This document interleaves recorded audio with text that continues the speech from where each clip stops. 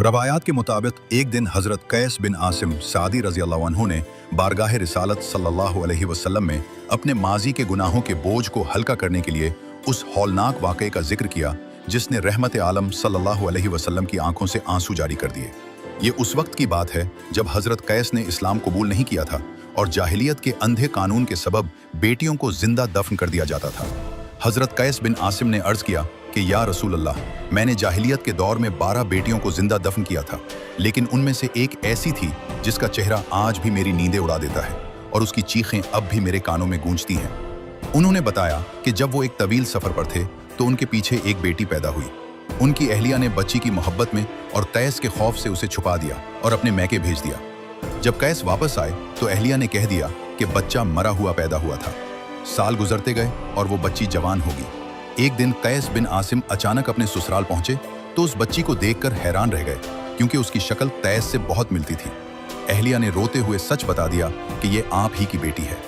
कैस बिन आसिम जाहिलियत की गैरत और रस्म व रिवाज के इस कदर पाबंद थे कि उन्होंने उसी वक्त बच्ची को अपने साथ ले जाने का फैसला किया। अहलिया ने बहुत मिन्नतें की, वास्ते दिए, लेकिन कैस का दिल न पिघला।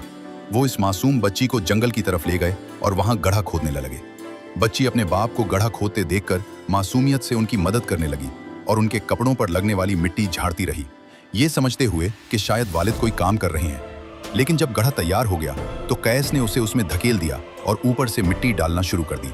वो बच्ची चीखती रही और पुकारती रही, अब्बा जान, मुझे मत मारो।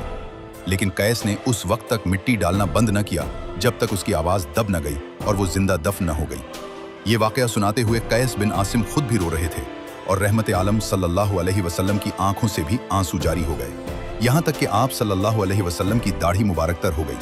आप सल्लल्लाहु अलैहि वसल्लम ने फरमाया कि ये तो बड़ी बेरहमी है और जिसके दिल में रहम नहीं होता उस पर रहम नहीं किया जाता। जब कैस बिन आसिम ने पूछा, या रसूल अल्लाह, क्या इस गुनाह का कोई कफ़ारा है? आप सल्लल्लाहु अलैहि वसल्लम ने फरमाया, हर बेटी के बदले एक गुलाम आज़ाद करो। एक रिवायत में यह भी है कि आप सल्लल्लाहु अलैहि वसल्लम ने फरमाया, इस्लाम लाने से पिछले तमाम गुनाह माफ़ हो जाते हैं। ये वाक़या इस बात की गवाही है कि इस्लाम ने किस तरह इंसानियत को तारीकी से निकालकर बेटियों को वो मकाम दिया जिसकी मिसाल पहले कभी नहीं मिलती थी।